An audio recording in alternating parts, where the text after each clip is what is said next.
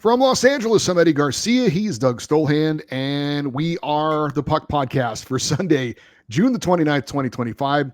This is our first period of a three-period podcast. In the first period, which some of you are watching on YouTube, we will cover all the major news from the past week in the NHL. We'll look back at the 2025 NHL Draft, which Doug and I were both in attendance at. Second period is our interviewer special segment feature. Doug and I will discuss Mitch Marner and the opening of free agency coming up in a couple of days. And in our third period, it's our fan feedback segment where we read listener emails, have our off-ice report talking about what's going on in our lives, and a lot of other stuff that's really fun and entertaining. You can find all three of the segments of the podcast on Apple Podcasts, Spotify, and wherever you get your podcast. If you like what you're seeing on YouTube, you could please like, subscribe, and get notified when we have our latest shows out. Eddie and I have combined for over 60 years of professional media coverage, including over 40 years of being a member of this year NHL League media, which includes covering things like the draft, Stanley Cup Finals, the NHL 100, and hundreds of games in person. We cover all 32 teams equally on this team, so wherever the biggest story is, that is where we go. And we like to cover the entire league as objectively as possible, but as passionately as possible. And we start off with the big story of the week, and of course, that was the draft. And for that, I turn it over to my good friend and co-host, Eddie Garcia. And fortunately enough, the draft was right here in Los Angeles where we are. And fortunately enough, we were both able to get credentialed for it and attend it in person. We are not going to get too deep into the players that were selected, except for a couple of, I thought, interesting stories about maybe some of the players. But I think, Doug, we should probably start off with the event itself. Since we were there, this was a unique situation this year. It was the decentralized draft where all of the GMs and the scouts and all the people that basically made the decisions on who the players were that they were picking were not in attendance in Los Angeles. They were in their own war rooms. Even the LA Kings were not there. They were in their headquarters there in El Segundo. So it was a bit different. I think the intention was for this to maybe go a little bit quicker and maybe a little bit smoother. Did not seem like that was the case. Again, our vantage point wasn't quite what it was watching it on TV for those that are probably listening and watching this. But it seems that the reaction from most people is that they did not enjoy the decentralization of the draft. It didn't seem to go any smoother or any faster if that was their goal. And I don't know if that was the goal or not, but overall, I don't think it went all that well. And I'll also say that the atmosphere here in Los Angeles wasn't great. The venue was about, I don't know, half full when you take out the players and their families or something. So all in all, I mean, look, it was great to be there. I enjoyed day one. We did not go back for day two. But look, it was great to be there. I enjoyed it. Enjoyed getting to talk to some of the players and seeing some of the things behind the scene. But overall, was it a successful event? Not so sure about that. Well, as you said, I would say if you took out the players, their families, the media, and the team representatives that were there, what are we talking? Maybe a few hundred people, actual fans in the building? I mean, it did not seem like it was that full at any point. There was very little energy throughout the night because it was a lot of sitting around. And if you're a fan of a team, let's say the Winnipeg Jets, you're going to draft a guy in the late 20s. You got nothing to do but sit there and watch all these other players get drafted between now and then, hoping there's a trade, hoping something happens. There were very few of those. The celebrities they brought out barely qualify as celebrities. I mean, I love the Mighty Ducks movie for what it is for the organization I root for. But bringing them out, I don't know how relevant that is to today's 17, 18-year-old kid. I don't think it means too much for them to see. It doesn't mean anything to them. That's what I mean. But then again, how many 17, 18-year-olds are you talking about, like fans or just the kids? No, the kids, the guys getting drafted. Well, they probably don't even know who Charles Barkley is. So, I mean, that's what I'm saying. Whatever. So, but it's for the players getting drafted. So You're not I going to don't know meet about that. I think it's for well, the I'm saying audience. you're not gonna meet the player or the owner when you get up to the stage, or the GM, or any of the other players, or the scouts. So who are you meeting? A lot of them just met Gary Bettman, and then they go into this room that they called the draft house, where they stared at a video board That was and a talked to terrible the idea. yeah. I mean, they tried it. It didn't work. They can't abandon it midway, but it didn't work well. It wasn't very compelling. And then they immediately go off and start talking to all the different press. And then once they're done with the draft house, we're just sitting there. Gary Bettman says the next team's on the clock, and we sit there for 5 minutes waiting for them to make the pick. So it took way too long. There was very little energy. There was not a good vibe out there. And you and I could at least get up and literally walk around, talk to the players, talk to the other media members. We had to stretch our legs, do something. If we were sitting in a seat, it would be very boring, I would think. And they tried it. It did not work.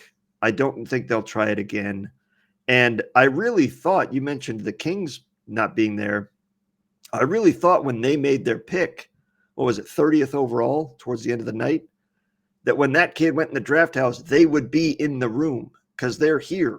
They're the host city. And I thought there would be Luke Robitaille and Ken Holland, Jim Miller, but it was not the case. They were still on a Zoom from across town just the same. So it didn't work. They tried it, but it was not a compelling broadcast whatsoever. And then they've got to find a way to not make the kids that get drafted hug 100 people. Yeah. It just takes way too long for them to get to the stage. Like 15 bro hugs is way too many. Hug your mom and your dad, your Fist grandpa and bump your all the way down. girlfriend, and then go up on the stage. I mean, it was, I know your boys are there, some guys you've gotten to know, maybe some teammates and whatever league you play in, but yes, it just took way too long. Yep. So the whole thing needs to be sped up. I don't know how you do that, but Come up on the stage, get your jersey, shake the hand of the commissioner, get your picture, walk to the side and be interviewed by EJ Raddick or whoever the hell you want to have do it. Ask him 2 or 3 questions, and then that's it. Yeah, agreed. I think that's how they that's do it that's how they do it in the NFL, right? I mean, I haven't watched a draft in a while, but it seems to work pretty well there. Well, they're back in the green room. They come out very quickly. They do all the hugs back there. They see their family. They maybe a couple bro hugs here and there as they make their way out. But they're excited to get out to the stage. They want to get that jersey, get the hug with the commissioner, get a picture, and start. And plus the vibe. We're talking the NFL draft. You've got hundreds of thousands of fans. Yeah, this is hundreds of fans, and not many from the team that just drafted you. So there's not a lot of energy of, hey, here's the newest Utah Mammoth. Okay, there's about 8 Mammoth fans here. And they're excited, but they're not making a lot of noise, and it echoes in an empty room. So it was a poor production from overall. I don't know what they expected, but if they were trying to sabotage it so they'd never do this again, then it was a great success because it did not go over well. And as you said, we were there. It didn't feel good in the moment. It's not like it just didn't translate well to TV. It didn't feel well there. So, and then I don't know where some of these players went. This is, complaining about things that aren't worth complaining about ultimately, but some of the media interviews, some of the kids took way too long, like 30 minutes to get to the media room. Michael Misa, where the hell was he? He got lost in the Peacock Theater. I think, my goodness. So it takes a long time. And then when you're back there, just a little bit of what it's like as a media member, there's a whole area where they have 6 different podiums set up for the player interviews after they get drafted. And the problem there is you cannot hear what's going on stage. You cannot see what's going on stage. And so you have no idea if there was a trade, who got drafted, what the speech may have been, what moment, nothing.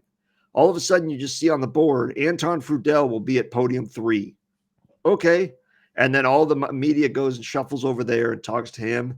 And by the time he's done, the kid that was drafted 5 has showed up and he's there. So you kind of go from one to the next, and it's kind of who's this kid after a while. So it loses a lot when you're there, believe it or not. You're not.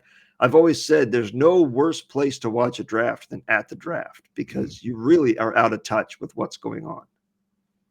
Well, we did want to talk about some of the players, but we're not going to get too deep into who was picked where. There was no real compelling story. Like if you're an NFL fan, the Shedeur Sanders thing, there was nothing at all like that.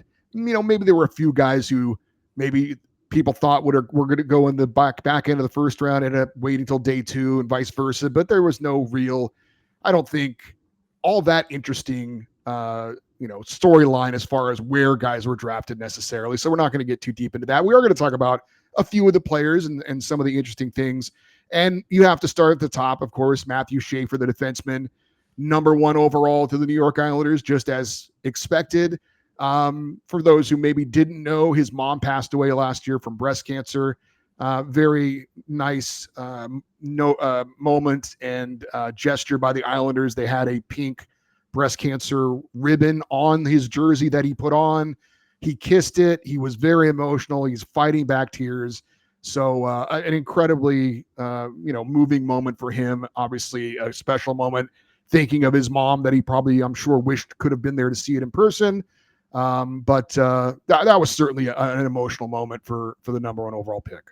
Yeah, I mean, it's that was the highlight of the night, was him getting drafted and being overcome with emotion. Unfortunately, because of the passing of his mother, you'd like it to just be the magnitude of the moment, but it's the fact that I think it was a great gesture by the Islanders to put it on there, but that seemed to be the pin that popped the balloon for him, because it's like breast cancer. That's why my mom's not here right now, or cancer in general.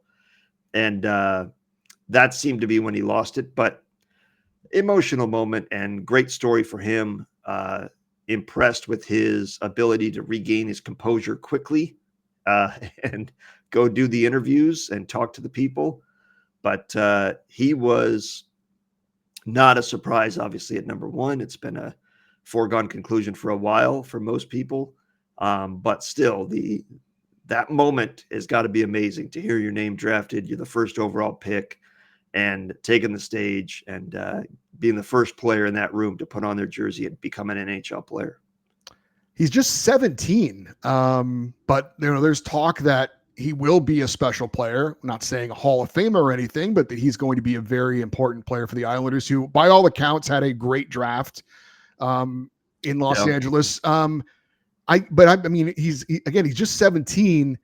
That's a huge jump to think that he's going to be, I would think, in the Islanders lineup this coming season. But at the same time, when you were the number 1 overall pick, it would be very odd to see him go back to junior hockey as well. So I don't know exactly what the situation is for him, if he's going to be ready to be there. But again, just 17 years old, and he seems very mature beyond his years for sure with all he's gone through. But it'd be interesting to see if he's in the Islanders lineup on opening night.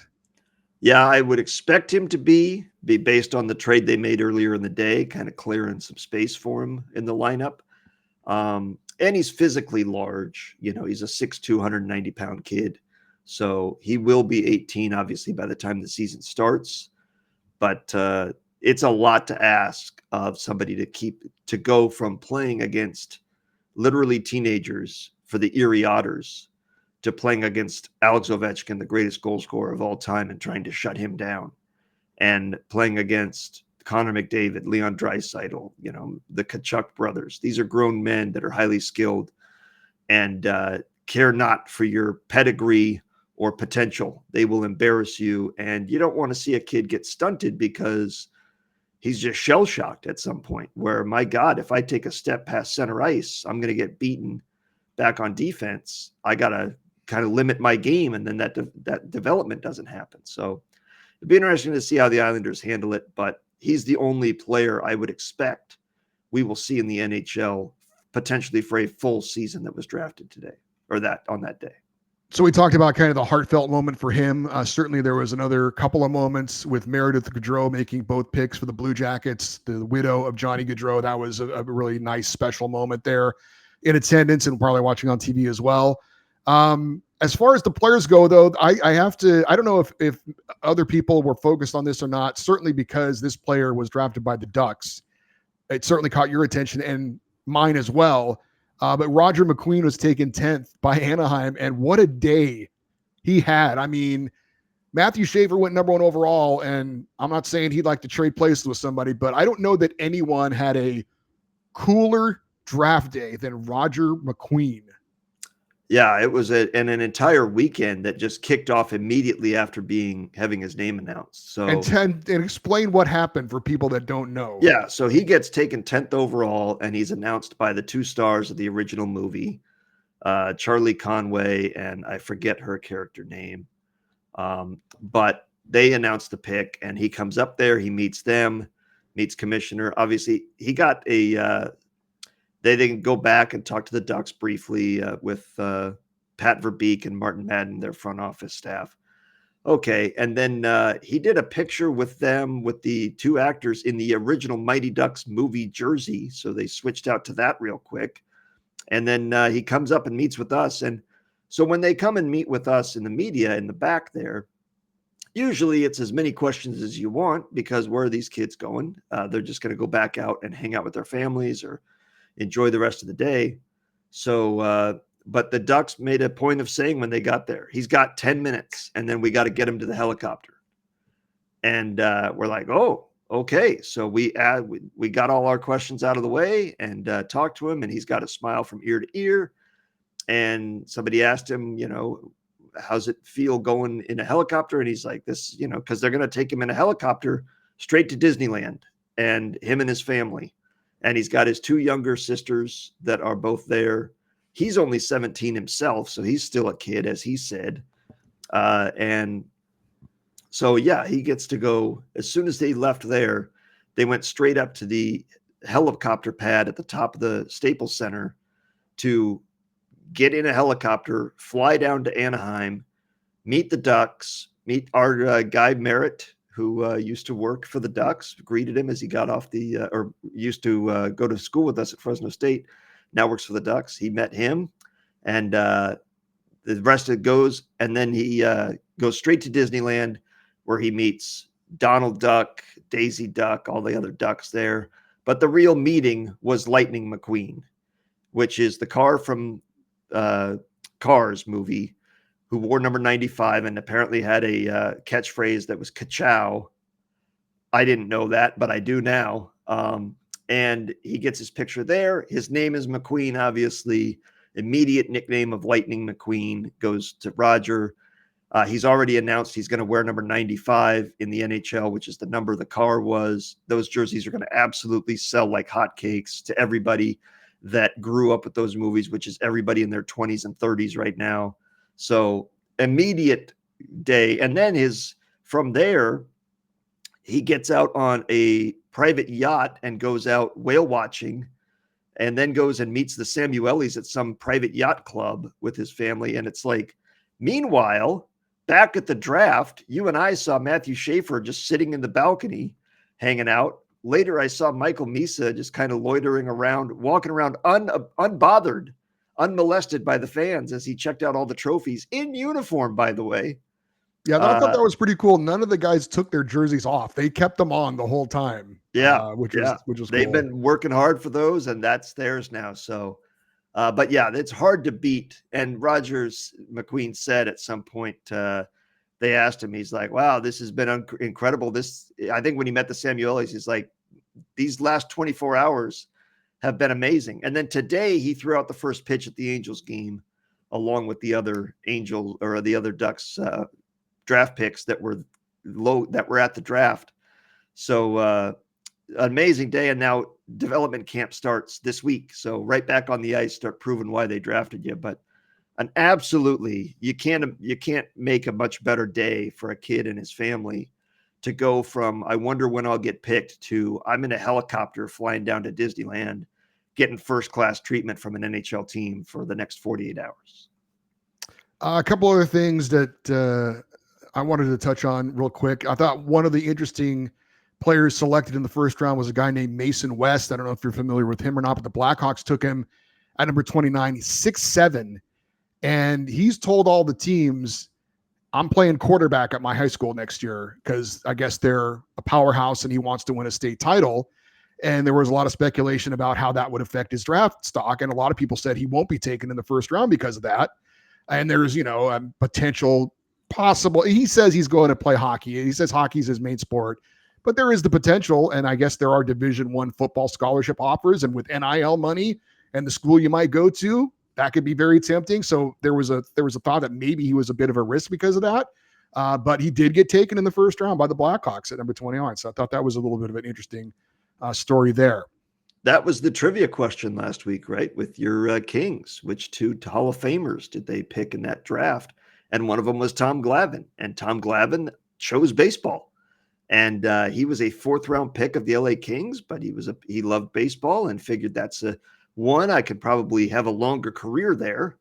And 2, it's less physically demanding. And he ended up being a Hall of Fame pitcher for the Atlanta Braves. So I could certainly see a guy that's 6'7", if he can sling it as a quarterback, he's going to get scholarship offers in Division I. And as you said, the NIL money may be comparable to what he's getting from the Blackhawks on an entry-level contract, because as you look at the ELCs, they're like $700,000, $800,000 a season.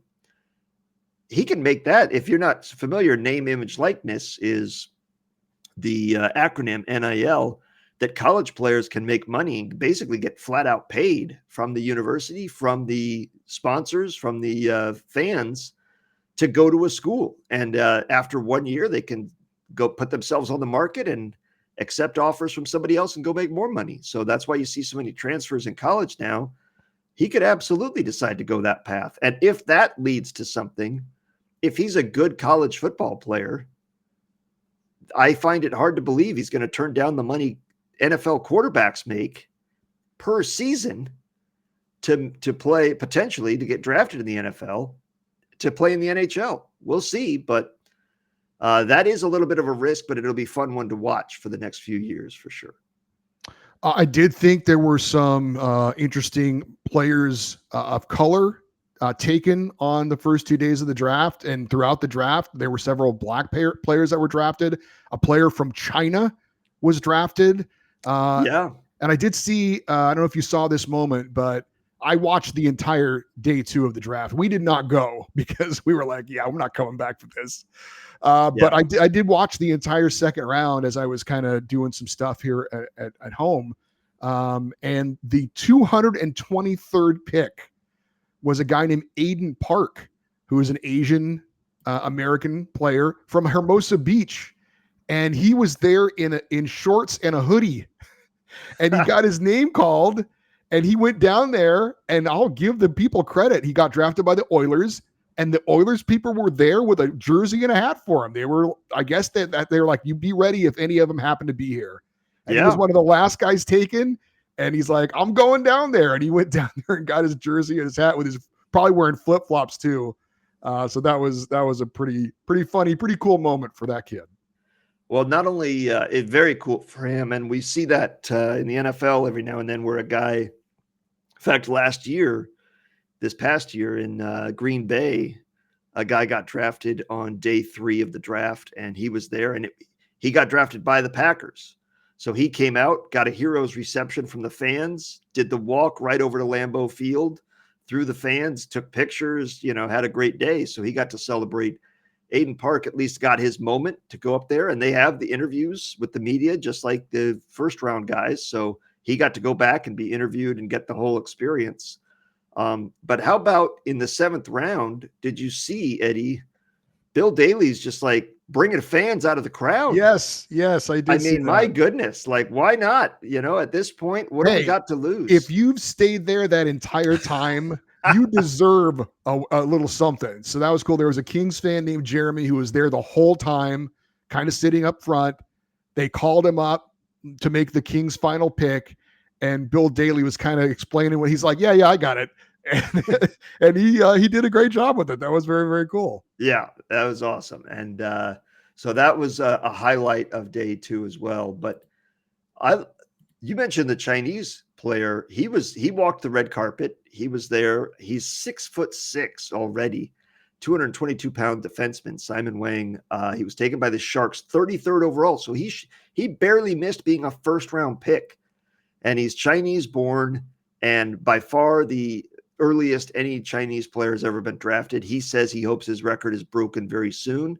He says they got a good development program over there, but that was a very cool moment for him and for China and for the growth of the game. I know the NHL loves to see more markets being added because that means more dollars. And if he can become a player that people in China are watching of like, this is a Chinese-born player playing in the NHL, all the better for the NHL's dollars. So that was a very cool moment as well. But ultimately, it was I think if you're going to do a decentralized draft, I don't even know that you need a host city. I almost wonder if it's just, if you're going to have the players, a lot of the players, as you said, most of the players are at home. So do you need to have that one place? And if you do, it can be a smaller venue in New York or in Vegas or in Toronto, something that you can do it every year, that the players still get to come up on stage, get their moment with the commissioner or whatever, but is not nearly, you don't need the Peacock Theater for what we saw. That was way too big of a venue for what this event ended up being. I did see a player from Croatia was drafted as well. First player from Croatia got drafted. Of course, that's got my attention because my wife's heritage is from Croatia. So I saw that as well. Anyway, there's always some interesting stories. And again, it was cool to be there for day one. You know, it wasn't the greatest event I've ever been to, but I was still happy to be there. And we'll see. We'll see how it goes for Matthew Schaefer. We'll see. I know a lot of people, talk about this draft not as strong as next year's draft. But we'll see. We'll see if we can say in 10 years, I was there when so-and-so got drafted, that kind of thing. So we'll see. You know who believed it isn't as strong as most drafts? The Montreal Canadiens, because they traded both first-round picks earlier that day and said, F them picks. We're going all in to get a player right now that we know can help us. So that, I think, and we saw the Rangers earlier in the week opt out of their first-round pick, opting to give that to the Penguins so that as part of the, I forget what trade it was or why they had to give that to them, but they basically had to give either this year's first-round pick or next year's first-round pick. And they said, we'll take next year's, because even if next year's is in the 20s, that player is probably going to be better than the player we would get 12th overall this year. So it is, but as you said, we don't know. In 5 to 10 years, we will have a verdict that of actually how good this draft was, and we'll see. And I thought it was interesting. You mentioned the Croatian player. A second Chinese player went later in the draft in the 5th round, Chinese-born player. So they are developing NHL talent now, and it is it's remarkable the growth of the sport that we're seeing around the world. Obviously, we know all of Europe and North America are invested in hockey, but seeing Asia get involved with Korean players, with Chinese players, that is something pretty amazing. Well, back when we started doing this show, we remember the late Charles Wong, the owner of the Islanders, obviously a Chinese American, and he was part of the group that kind of started and laid the groundwork for that. And now we're seeing some of the flowers growing, or if you will, from those seeds being planted back in the day. So. Yeah, that's a good point. Let's get to the news of the week. And frankly, no bigger news than the NHL and the NHLPA agreeing on a 4-year extension of the collective bargaining agreement, which will be in effect through 2030. And actually some big news coming out of this new agreement. It still needs to be ratified by both sides, but the agreement has been made. The current CBA expires after the 2025-26 season. So these will not go into effect until after next season. But under the new agreement, the NHL is going to move to an 84 game regular season from 82. They are shortening the preseason to a maximum of 4 games. Currently, you can play up to 8 preseason games, which is way too many, I think. But they're going to shorten the preseason, add a couple games on at the regular season, and that will help as far as like the format of every team visiting every opponent once, and then you're getting division rivals playing 4 games against each other every other season. So seems to help balance the schedule out a little bit. So that's fine with me. Yeah, it's 2-2 basically. So you're going to play every division team twice on the road, twice at home. Then you're going to play every conference team in the other division of your conference. I think 3 times, maybe there was I think that was it. And then you're going to play the home and home against the other conference. So it works out well. And of course, 2 more home games per team means a lot more money to the league for regular season tickets and broadcasting rights and parking and concessions and merchandise and all that. So a lot more money in the coffers. The new CBA will limit contract lengths for players to 7 years. It will also eliminate deferred salaries, which some teams were looking to use to keep cap hits low. As it stands now, you probably know that a team can re-sign for 8 years or 7 years in free agency. So again, after next season, the max is 7 years with your team and 6 years in free agency. What do you think about that? I don't know about that one. I liked the 8-7 because it did 2 things, I thought. One, it rewarded you if you signed with the team you stayed with. 8 years is a pretty significant part of your career and a serious commitment for the team. And also it made it so that if you wanted to sign a guy to an 8-year contract, that might not age well, and that might be problematic in the last couple of years. But it was something the player would negotiate to still get a robust contract in his twilight years. So this getting it to be, okay, we're going to free agency. The most we can sign a guy now is 6 years. If he's not from our team, that is not a huge commitment long term, but the players are going to love it because they get more turns at free agency and more opportunities. So let's say Mitch Marner, he's 28, right? And he's going to be a free agent this summer, potentially. He goes to sign a 6-year deal. He's 34 when that expires. He's going to get another big contract as opposed to a 7-year deal, 35, maybe a little less, or an 8-year deal if he re-signed with the Maple Leafs and did a sign and trade. Now he's 36. So this gets him 2 big swings at free agency, which the players are going to like. The new deal also includes revised language that would establish a new position within organizations of a full-time emergency backup goalie who can now practice and travel with the team. So the e-bug has been upgraded. Yeah, it's basically carrying a third string goalie. Yeah. And we see this in the NFL. Teams carry 3 quarterbacks on game day. Only 2 of them are active on the roster, but the third one is the emergency quarterback. And if you activate the emergency quarterback, you cannot bring the other guys back into the game. So it's very rare that you see the third goalie or the third quarterback play. And I think it'll be very rare we see the third goalie played. I don't know about this. I guess it's okay. I meant to ask if I ever saw anybody at the league. Will this player be a part of the NHLPA? Will he have voting rights? Will he be a member of the team? I would assume so. How does that work with the salary cap too? Well, he's not on your active roster.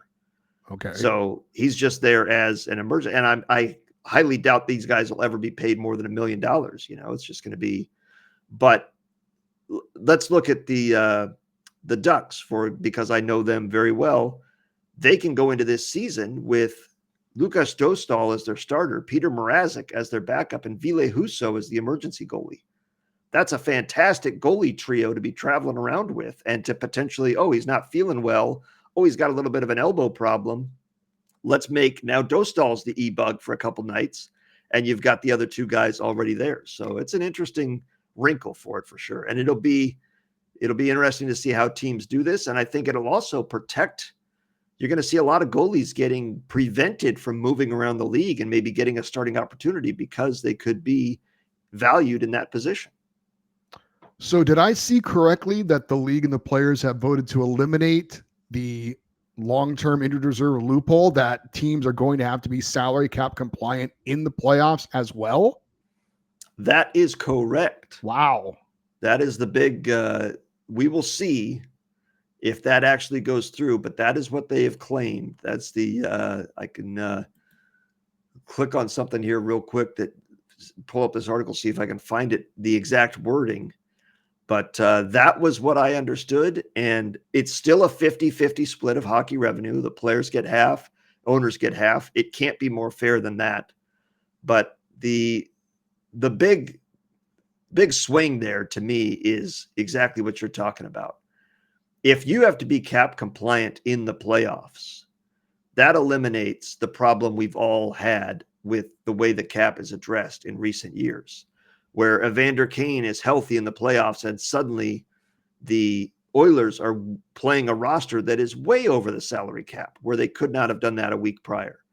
The Golden Knights have exploited this multiple times in the past and may be about to do it one last time here this coming season, with Alex Pietrangelo expected to go on long-term injured reserve until game one of the playoffs, potentially. So if they make it so that you actually have to be cap compliant, and I think it's not the entire roster, it's the roster you put on the ice. So it's still, you can still maneuver it a little bit to where you have more than the salary cap on your total roster, but not on the ice. The roster on the ice has to be under the salary cap. That's my understanding. So some pretty significant news coming out of the new CBA. And this is great news that the NHL has 5 years of labor peace ahead of it. The coming season, which is the last year of the current CBA, and then the 4-year extension. So this is absolutely fantastic. I believe it was, who is it? Marty Walsh, the NHL executive director. He and Gary Bettman hammering this out with very little drama, very little acrimony, no public sniping, no public BS, no threats of a holdout or a lockout or a walkout or anything of that nature. It got done. It was announced. It's going to be ratified this coming week by the NHLPA, most likely. They're going around talking to the players now to explain it to them and answer any questions they have. But this is great news for the NHL, and it gives them a solid base to build upon going forward. And I think everybody is a winner in this. The players are making more money. The teams are making more money. The league is making more money. It's a great deal. And I think the fans, having 5 years ahead of us without having to worry about labor stoppage, we're not used to that. And it's very nice feeling. And this may be Gary Bettman's kind of retirement gift to the NHL, because he's not a young man. This may be his last CBA that he negotiates. And if so, it's a beauty. Hey, I'm pretty sure it is. Let's get to the trades that went down this past week. There were some pretty significant ones, and Doug, I'll read them off, and feel free to go as deep or as light as you want to on this one. But we saw a very promising young player on the rise get traded, and that was J.J. Peterka, going from the Buffalo Sabres to the Utah Mammoth in exchange for Michael Kesselring, a defenseman, and Josh Doan, a right winger. Peterka is a right winger as well. But a player that, you would think, why in the world would Buffalo Sabres want to trade a good young player on the rise? And apparently he said, I don't want to be here. And then it becomes a situation where, do you want a player here who doesn't want to be here? And most of the time, teams say, we're gonna move you, and they did. So Utah gets a very promising up-and-coming young player, and Buffalo has made the best out of a bad situation, I suppose. Yeah, I think so as well. I think if you didn't watch the Utah Hockey Club last year, you may not be familiar with Michael Kesselring, but he's a very good top 4 defenseman and very good two-way player, and improves their defense a lot and is a physical presence back there that can score as well. So they got a very good defenseman in Buffalo in him. Josh Doan is just a guy, I think a depth guy. I don't think he'll ever be anything special. Prove me wrong, children. Prove me wrong. But the key piece is Peterka going to Utah. He had 27 goals and 41 assists last season. He's 23 years old. The difference, or the problem is for him, and I would say for the Mammoth, they can address this in the next couple of weeks with free agency and potentially trades as well. But they got a lot worse defensively. JJ Peterka is not good defensively. He's not a two-way player. He's a sniper. He's a scorer, and he's a good one. And he's going to make your offense better. And of course, you're better if you're scoring goals. And if you have the puck, you're better than if you're chasing it. So that helps your defense. But he's not a good defensive player, and Kesselring is. So the Sabres got better defensively while losing a lot of offense. The Mammoth got better offensively while losing a lot of defense. Both teams will have to address what they lost in the moves to come. But if you've got a guy that wants out, as Peterka did, it was not bad return. And the problem for Buffalo is they have to figure out why players every year want out. This guy has not been there long. He's 23, and he's already seen enough that he said, I'm done playing for this organization. That has to be addressed within the organization. And the last thing I would have done if I was the owner, Terry Pagula, I would have called him up. And before I told him you've been traded to the Mammoth, I would have said, be very honest with me. Why do you not want to be here? And what do I need to change as an owner? And if it's me, I can't change that because I'm not going to sell the team. But if it's something, if there's a cultural problem or something going on in the front office, then I can fix that. And I will take steps to fix that, because too many times we're seeing, I mean, look how many players just lifted the Stanley Cup in recent years that are former Buffalo Sabres. Yep. Jack Eichel, Sam Reinhart, and Sam Bennett. What are we doing? I mean, it's just crazy how many players they're losing. I think Ryan O'Reilly you could throw in there too. But Ryan O'Reilly as well. And all of them wanted out. All of them said, I'm done here. Why? And they may not be done shedding talent. You know, we may see other players getting traded there. So they have to address that. But they made a good trade for what they had to give up. And not a bad move for the Sabres, even though they certainly, the best player in the draft or in the trade is Peterka, and the Mammoth got him. And they are certainly the winners of this trade on paper, but we'll see long-term how this works out. Evander Kane gets dealt by the Oilers to the Canucks for a 4th-round pick that was used in the 2025 draft. Interesting, Evander Kane doesn't play all year, shows up in the playoffs, is a factor positively for the Oilers, and then in the finals pretty much doesn't show up, and then the way he left the finals like a donkey probably didn't leave a great taste in their mouths. But a very not a lot of games played for Evander Kane this past year, but I guess eventful in some ways. And I mean, look, you know who he is. When he's effective, he's a pretty good player, but he can also kind of go the other way as well. But not a big price to pay for the Oilers, but Evander Kane now a Canuck. Yeah, a great addition for the Vancouver Canucks on paper. The question is, what are they getting in the locker room? What are they getting from the player? There's been questions about Evander Kane since he was in Winnipeg and Atlanta, for that matter. He's one of the few remaining Atlanta Thrashers in the league. But as you said, he came in and immediately made an impact. I don't know that they beat the LA Kings in that series without Evander Kane. He was a positive force for him. He was a positive force for him in the first 3 rounds. In the 4th round, yeah, he didn't do much, but neither did anybody else for the Oilers. Connor McDavid had 1 goal in 6 games, and his job is to score goals. So not everybody had a great series, but he also took a lot of penalties frustration penalties and penalties that put the team shorthanded in key situations that don't sit well. So what the Canucks are getting is a power forward that can still score and a good player. They get a very good addition to their top 6 that can help them in the regular season and the playoffs. But what are they getting in the locker room, and what are they going to get from him ultimately when they really need him to come through? And it is interesting that Vancouver would bring him in, considering all the locker room drama they just had this past year with JT I'm not saying too much. Pedersen. But I don't know that he's going to cause locker room drama. More can you keep him motivated? I don't think teammates have a problem with him, and he's not causing problems in that sense, but it's more can you keep this guy motivated and happy? He seems to be a little bit of a prickly pear as far as keeping him happy. And we know he had the bankruptcy issues when he was in San Jose. Those are hopefully behind him. So it's a risk for Vancouver, but a low risk. They paid very little to get him. And Edmonton gets cap space. If you're wondering why they got rid of him, they create some cap space to keep some players to make some moves this offseason. But I like the move for Vancouver. I think that's a good addition on paper. And if you can get a motivated Evander Kane next season, you get a good player that can give you 25 to 35 goals. A couple of minor trades. Frederick Gaudreau goes to the Kraken from Minnesota for a 4th-round pick in 2025. Goalie Daniel Turasev goes from the Blue Jackets to the Panthers for a 5th-round pick in 2025.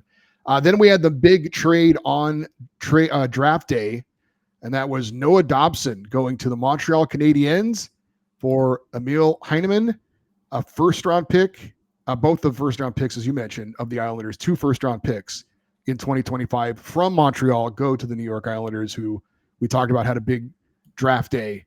But Noah Dobson the defenseman going to Montreal. Yeah, and then he immediately signs an 8-year, $76 million contract with the Montreal Canadiens. So he's there long-term, $9.5 million per season.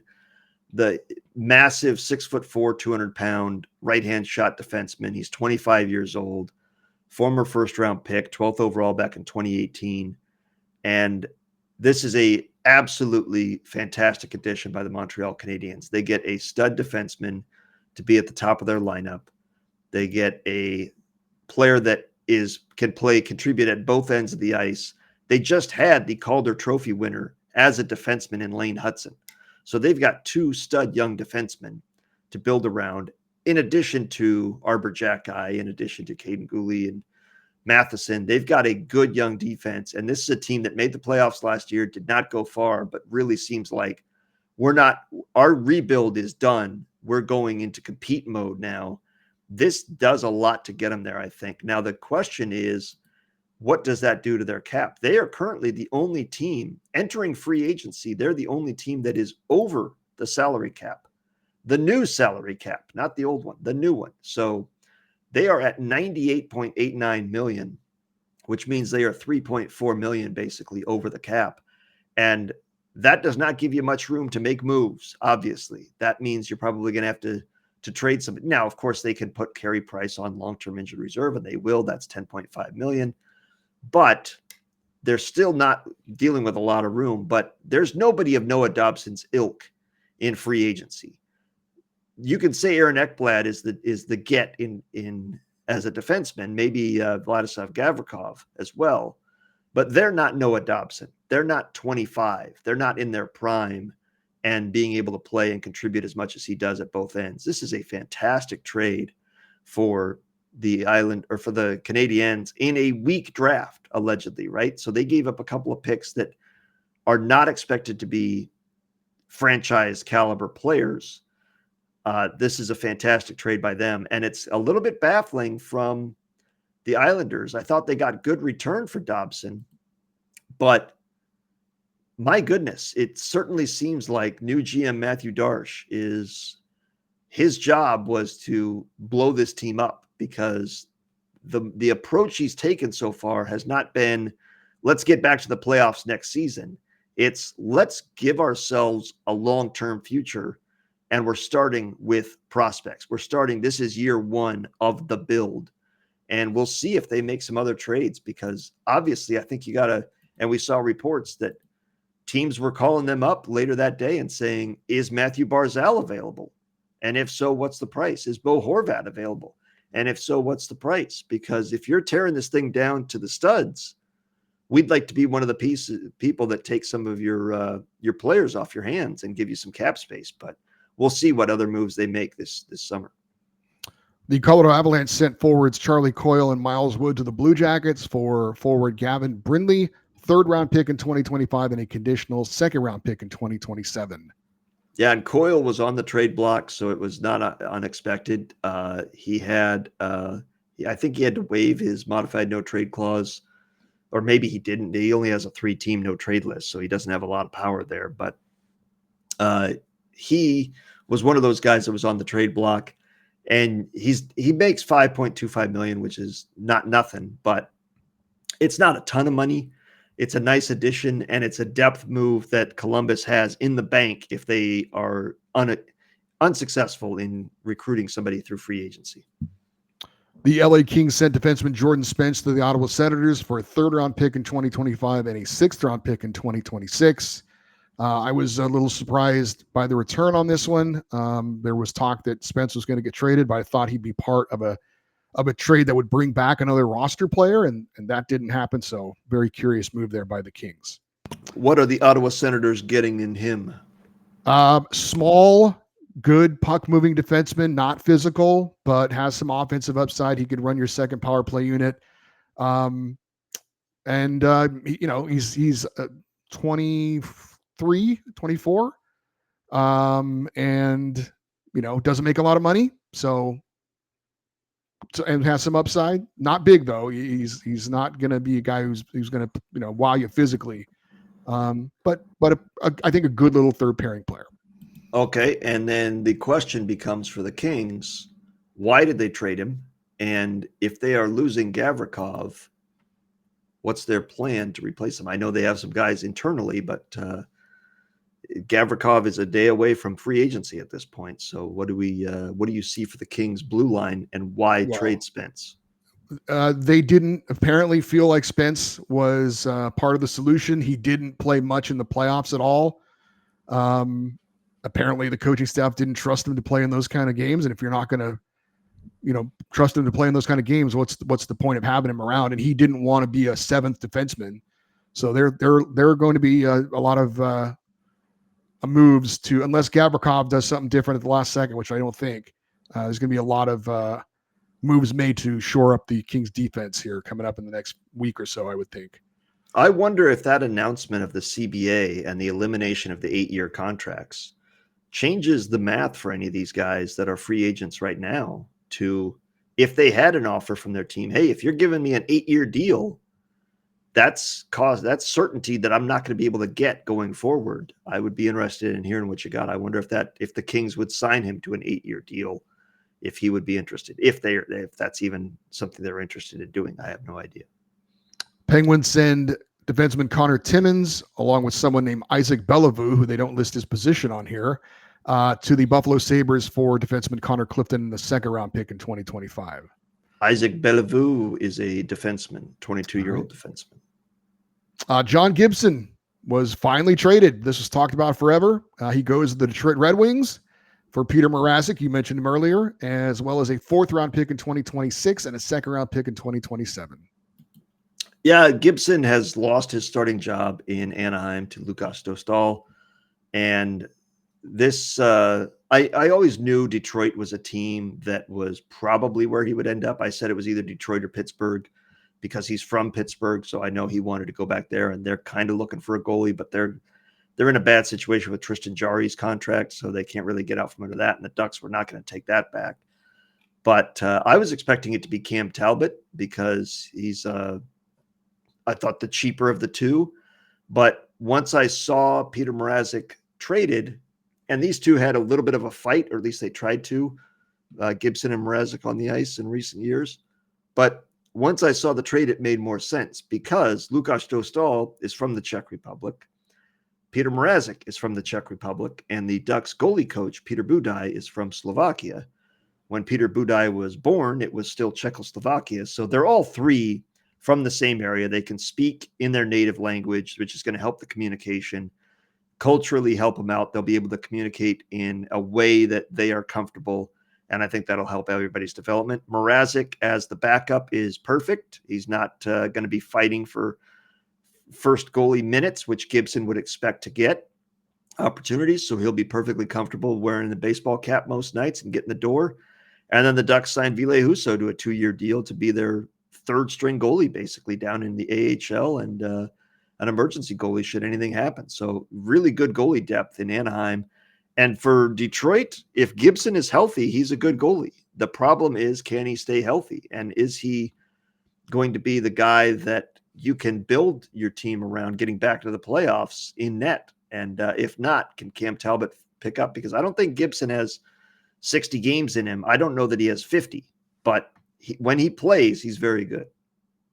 And a trade that went down earlier today, as we record this on Sunday, the Vegas Golden Knights sent defenseman Nicholas Hague to the Nashville Predators for defenseman Jeremy Lazon and center Colton Sissons. And that is important. Why, Eddie? Well, we'll talk about that in the second period, I would think. Yes, but that is important because of what's coming up in the second period. Because we heard rumors that Nicholas Hague would get traded. It was not this trade. So that is an interesting move. Actually, I think it's a different Nicholas. It wasn't Nicholas Hague. It was Nicholas Waugh. It was both of them. Oh, okay.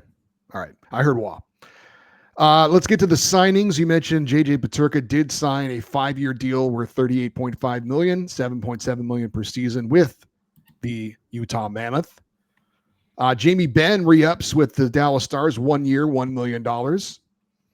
Trent Frederick, the long rumored deal, finally was announced. 8-year deal with the Oilers, $30.8 million. He'll get $3.85 million per season. I have no idea what the desire is to lock him up for 8 years, but okay. Yeah, that's one of those. He's a good player, but you got to have him for 8 years. And if you're wondering why did Jamie Benn sign such a cheap deal, $1 million is a pittance. That's a guy that's a fringe NHL player. He has a lot of incentives built into that, so he could make a lot more than that long term, or over the course of the next season. But that's a bargain for a Stars team that's strapped to get him back for just $1 million. I don't understand. Like, if the Ducks re-signed some fourth line guy to an 8-year deal, I'd be like, what are you doing? Because 3-4 years from now, that guy could be basically worthless. And I'm not saying Trent Frederick will, but I'm willing to roll the dice that we have to give him a big contract in 3 or 4 years rather than lock him up for 8. Well, we thought John Tavares wanted to stay in Toronto, and he certainly is going to do that. 4-year deal to stay with the Maple Leafs, $17.2 million, $4.38 million per season for John Tavares. Yeah, it's a very cheap deal, I thought, for a guy that in free agency could have gotten a lot more than that. But he's comfortable playing in Toronto. He wants to retire there. This is a great deal for Toronto. And this is, again, why I was talking about last week when we did our free agency preview, or 2 weeks ago. I said, all these people talking about, the real free agency class you want is next year. Those guys don't make it to free agency. Look at this. Look around the league. Look at what we're seeing. John Tavares is going to be available. No, he's not. You know who else isn't? The guy that just won the Conn Smythe. Because if you're banking on Connor McDavid's going to be a UFA next year, you're a moron. There's no way he's going to make it to free agency. So don't wait. Take advantage now. And as we see these moves, a lot of the best free agents started disappearing this week. And Tavares was one of them. That was a guy that I thought a lot of teams would show interest in as a second center. And he could have gotten a lot more than 4 years and $17.5 million from that contract. But he didn't need the money, apparently. He left money on the table and is happy playing in Toronto. It's his prerogative. A great deal for the Maple Leafs, though. We mentioned the Noah Dobson trade, 8-year deal, $76 million. He'll make $9.5 million per season. Sam Bennett, 8-year deal to stay with the Stanley Cup champion Florida Panthers, $64 million. So he will get $8 million, 8 times 8 for the Conn Smythe Trophy winner, Sam Bennett. I do wonder, going back to that Dobson contract, what that does for the free agency value of an Aaron Ekblad, of Vladislav Gavrikov, because if they can, I may not be as good as him, but if he's making 9.5, I'm good for 8. I'm good for 7.5. I wonder if that changes their value. And to that point, Sam Bennett, this is an 8-year deal, which takes him basically into retirement. I would think he'll be 37 when this is done. And he plays a physical brand of hockey. So he may be physically done. If he gets another contract, good for him. But we knew he wanted to stay in Florida. We knew Florida wanted to keep him. But that was a guy that I think a lot of teams were going to be very interested in adding for their potential playoff. As we said in our free agency preview, like the Hurricanes, like the Kings, like the Wild, teams that are having trouble winning in the playoffs or getting over the hump would love to have had a playoff performer like Sam Bennett. And he is being paid for his playoff performance, not his regular season, and he's earned that money. Calgary Flames signed defenseman Kevin Ball to a 6-year deal worth $32.10 million. That's $5.35 million per season. Hayden Fleury signs with the Winnipeg Jets, 2 years, $1.9 million. Backup goalie Joel Hofer, 2 years, $6.8 million with the Blues, $3.4 million per season.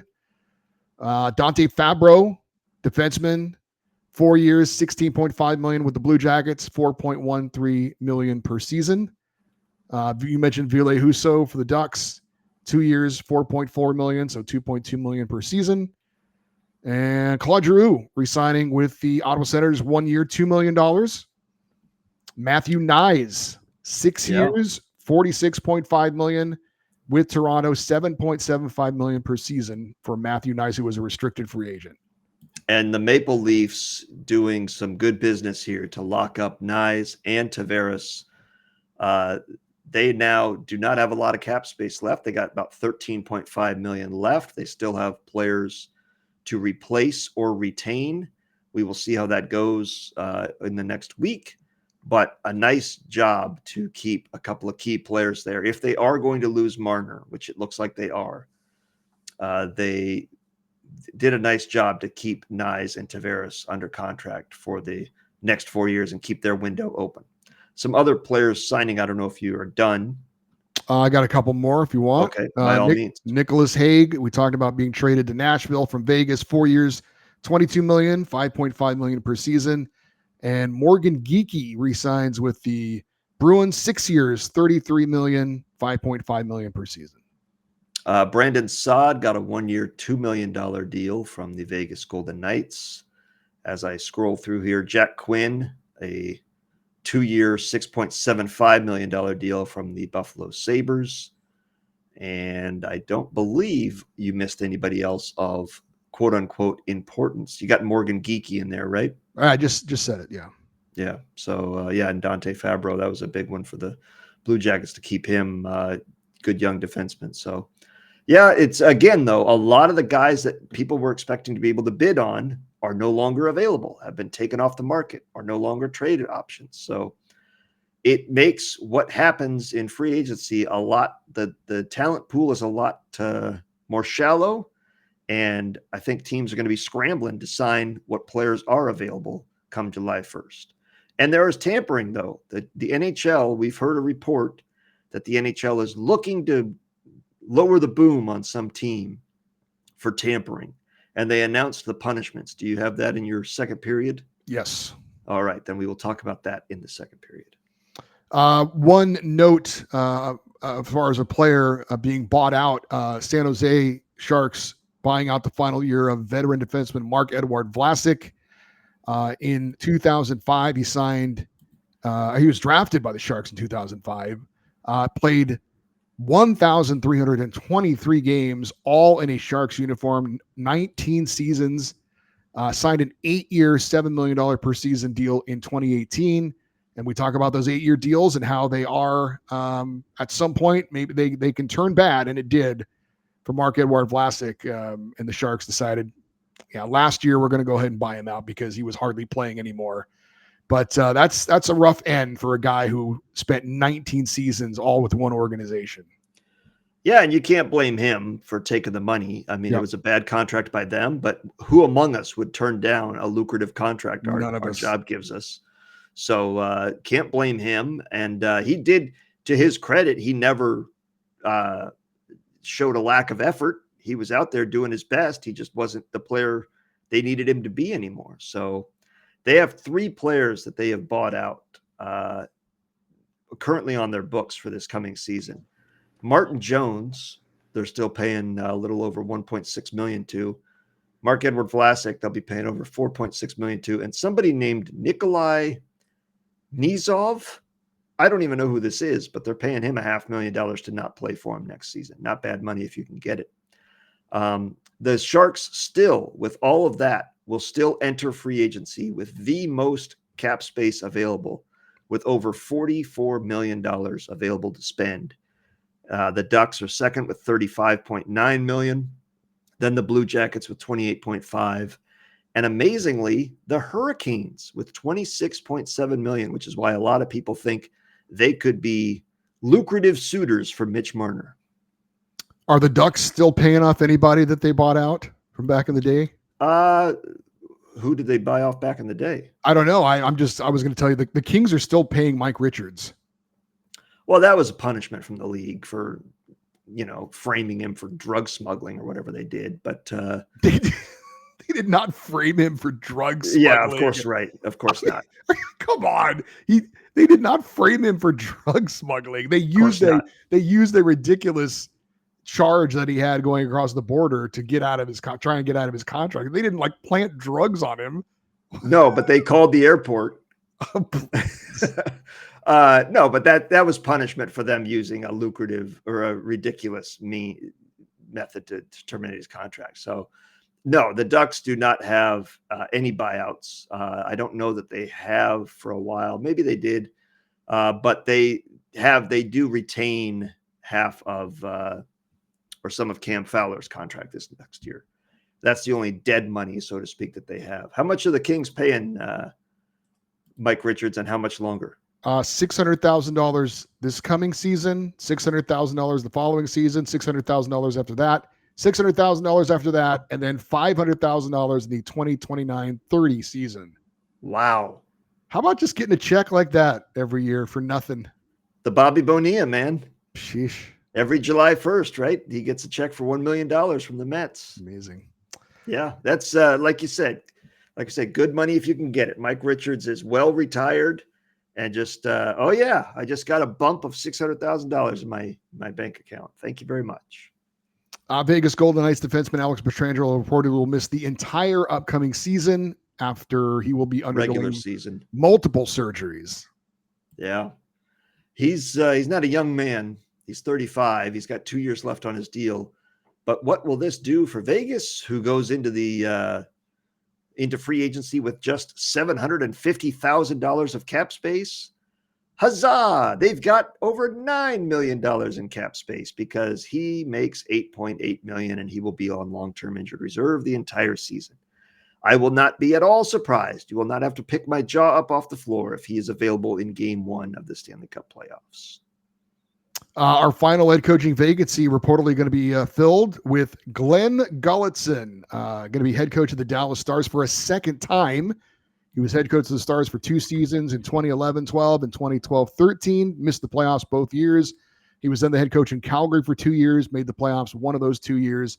Most recently was an assistant coach in Edmonton, and a former Fresno Falcon, Glenn Gulutzan, who Doug and I saw play and coach with the Fresno Falcons back in the day. And who would have known, not us, nobody, that watching a West Coast Hockey League team, that we would see a player and then a head coach go to the college ranks and become one of the top college head coaches. Guy Godowski was with the Fresno Falcons. He's now the head coach at Penn State, which may have Gavin McKenna on their squad next year and made the Frozen Four this year. Yeah. And then Glenn Gulutzan replaced him as being a player and then the head coach. And I would have been, if you would have told me this guy's going to coach the Dallas Stars 1 year, one day, I would have been like, you're crazy. But I don't see Gulutzan ever coaching the Falcons. I think he was wasn't he like a player coach or something? I don't know, but he let's see, being named the player assistant in may have been a player coach his final couple seasons, but he did coach in the ECHL, the Las Vegas Wranglers. I think I saw him there at the Horseshoe over in Orleans. Remember the Orleans slogan, "You can see Vegas from here." So damn far away, a $40 cab ride to Vegas just from the Orleans. But it's an interesting hire to get a guy, and he coached the Calgary Flames as well. It's not like he just coached Dallas. He went on to coach the Calgary Flames later. It's been a long time since he coached Dallas, but to go back, we see now Lindy Ruff is back for another stint, still with the Buffalo Sabres, and now we see Glenn Gulutzan, who was in charge of the Oilers power play, which was excellent, but it was also excellent because they have Leon Draisaitl and Connor McDavid and Evan Bouchard. That helps a lot. But if he is the head coach, and I thought it was interesting that the Stars went through the draft without a head coach. So they had no input from the coach of the style of player, or does this, what do you think of this guy? We don't need that. And I think he's probably still under contract until July 1st. I think they're waiting until then. I know the Ducks have an assistant coach they're waiting to name until July 1st because he's under contract as well. So, but a very interesting hire for Dallas, and we will see if it pays dividends for them next season. He did not have a lot of head coaching success with either team. He made the playoffs one time in 4 years and lost in the first round. So for a team that is struggling to fulfill their potential in the postseason, it's interesting to hire a coach that has not had postseason success when other head coaches that have won the Stanley Cup are available. And would probably, I'm guessing Peter Laviolette would have taken that phone call because that's a very good team. And the man that hired Glenn Gulletson with the Dallas Stars, Jim Nill, their general manager, named GM of the year, I believe, for a third year in a row. A third year in a row? I believe that's correct. You can look that up if you'd like. I will look that up right now. And finally, Hockey Hall of Fame, Zdeno Chara, Duncan Keith, Joe Thornton, Alexander Mogilny are the NHL players that are going into the Hall of Fame. A couple of female players, Jennifer Botterill and Brianna Decker. And in the builder category, you had Jack Parker, longtime college coach, and Danielle Savago. Maybe. Sorry, Danielle. I'm sure you're very upset that I may have pronounced your name wrong. Probably did. She's probably listening right now. She's crying into her pillow right now over how could you get my name wrong? I don't know. That's a French name, and it's a lot of vowels. Yeah. Savago is how I would say it. Danielle. That's how Savago. I said it. Yeah, but I didn't have the question mark and the pause. Well, you had a question mark on somebody's name earlier, so. Yeah, Brianna. Yeah, that was the kid that got bought out by the Sharks. I've never heard of that guy. It's it's long overdue. The one I'm happiest for is Mogilny. Long overdue for him. I'm glad they didn't wait till he was dead and then put him in. Let him enjoy it. Let him have the moment. Let him have his family there. That's excellent for him. It's a no-brainer for Zdeno Chara. My goodness. The guy is one of the greatest players of all time and an icon of the sport due to his size, his demeanor, and his gentleman off the ice and an absolute force on it. Exactly what you want. Duncan Keith, probably an underrated part of the Blackhawks dynasty. A lot of people give credit to Kane and Taves and Quenneville, obviously, but Duncan Keith was the third part of that, member of the NHL 100, and happy for him. Joe Thornton, that guy that I think everybody was hoping would win a cup before he retired, simply not meant to be, but a guy that played for a lot of different teams when it was all said and done, and one that everybody likes. That beard is iconic now at this point. I don't know enough about the women's game to have an opinion one way or the other, but I know, even I, who don't follow the women's game, know Brianna Decker and Jennifer Botterill's names right off the top. So that proves that they had accomplished enough to get into the zeitgeist of hockey beyond just the women's game itself. All right. Anything else that you wanted to add as we close out the first period? You are correct. 3 straight for Jim Nill Woo-hoo. as GM of the year. How about that? Yeah, he's pretty good. Pretty good at his job. Yep. And we will see what he's able to do. Getting Jamie Benn for $1 million is nice work as well. So good for him. He played hockey, did not make it to the NHL, I don't believe. But let me see. Maybe he did play in the career. Oh, he did. He played quite a bit, actually. My goodness. I don't remember him at all. Do you? I've never seen a highlight of him. I think that was a bit before our time. When was his last year in the league? Yeah. His last year in the league was 89-90. Oh, yeah. No, I wasn't until the early 90s that I started getting but he's a former player for the Blues, the Canucks, the Bruins, the Jets, and the Red Wings. I will remember him best with no one. With absolutely no one. With the Dallas Stars as their GM. My goodness. Yeah. Good for him, though. All right. That'll do it for our first period here on the YouTube show. If you enjoyed it and you want to hear more, please check out the remaining 2 periods of the podcast. Just search Puck Podcast on Apple Podcasts, Spotify, and wherever you get your podcasts. If you are listening to the podcast, the second and third periods are coming right up. If you are watching on YouTube, I'm Eddie Garcia. He's Doug Stolhand, and we'll talk to you next time with another edition of the Puck Podcast.